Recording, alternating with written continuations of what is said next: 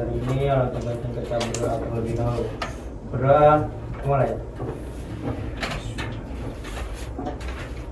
Berdoa, selesai.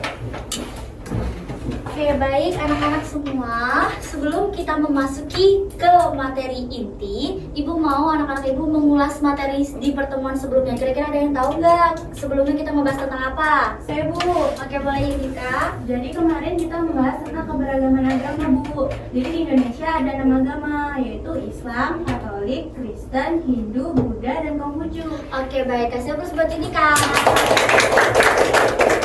Anak-anak semua, pada pertemuan hari ini kira-kira teman-temannya ada nggak yang nggak masuk? Semua Bu. Oke, karena Ibu rasa lengkap, sekarang Ibu mau anak-anak Ibu berdiri dulu.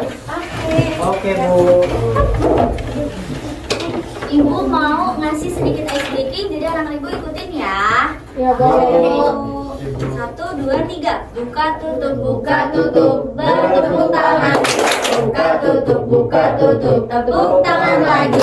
Digulung-gulung, lalu tersenyum. Digulung-gulung, lalu tertawa. Oke, boleh duduk anak-anak. Oke anak-anak, sebelum kita lebih meluas terkait materi yang hari ini akan Ibu paparkan, anak-anak Ibu boleh keluarin HP-nya dan scan barcode terkait soal yang nantinya akan Ibu bahas nih di pertemuan hari ini. Dipersilakan anak-anak. Ibu berikan waktu 1 menit.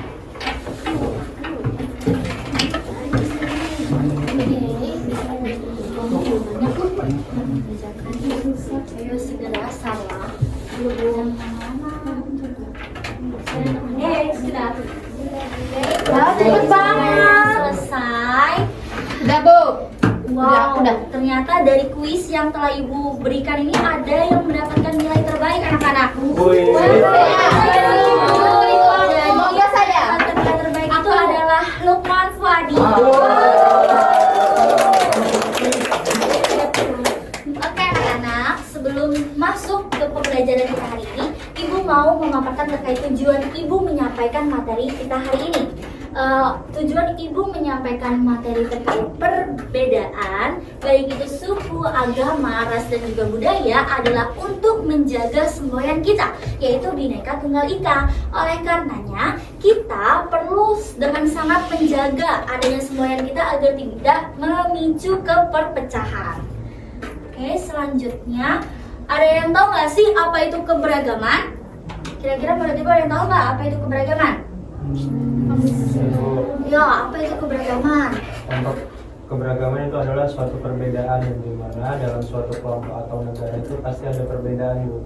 Oke, baik, terima kasih. Kasih plus dulu.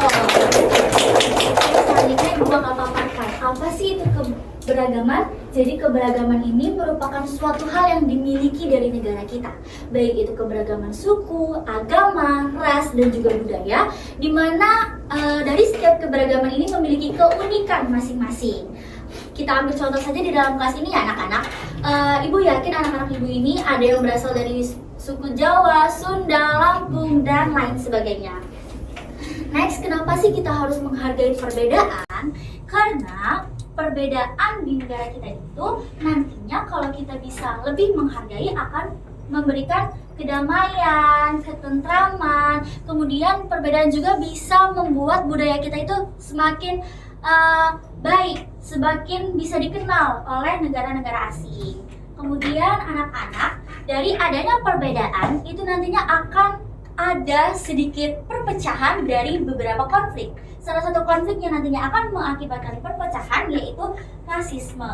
Anak-anak, rasisme ini merupakan suatu hal yang nantinya di mana suatu golongan, baik itu agama maupun suku, ras, dan juga budaya merasa paling unggul daripada golongan yang lain. Oleh karenanya, ini nantinya akan mengakibatkan perpecahan karena tidak merasa adanya keselarasan.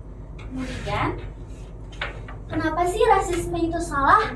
Karena adanya rasisme ini dapat menyakiti hati antar golongan ataupun sesama. Kemudian bisa membuat teman kita ataupun masyarakat yang ada di sekitar kita tidak nyaman karena adanya hal-hal yang membuat mereka tertekan akan mendapatkan apa yang mereka perlu. Kemudian yang paling utama, mengapa rasisme ini salah? Itu karena melanggar kelima sila Pancasila kita.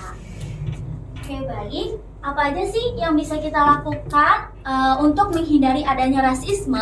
Yang pertama dan yang paling utama ialah jangan pernah mengejek teman yang berbeda suku maupun agama. Baiklah, kita implementasikan dulu di lingkungan kelas. Kemudian kita juga perlu menghargai pendapat antar teman-teman yang berbeda suku, agama, ras, dan juga budaya. Dan yang paling penting, anak-anakku semua perlu mulai mengenal suku yang ada di dalam kelas maupun di masyarakat agar kalian lebih meluas pengetahuannya terkait hal-hal tersebut. Kemudian anak-anak, apa aja sih langkah-langkah untuk mengatasi rasisme? Jadi apabila anak-anakku melihat terjadinya kasus rasisme di hadapan kalian, yang perlu kalian lakukan yang pertama ialah kenali permasalahan tersebut berawal dari mana. Apabila kalian sudah menganalisis dan mengenali masalah tersebut, cari tahu mengapa rasisme tersebut terjadi di hadapan kalian.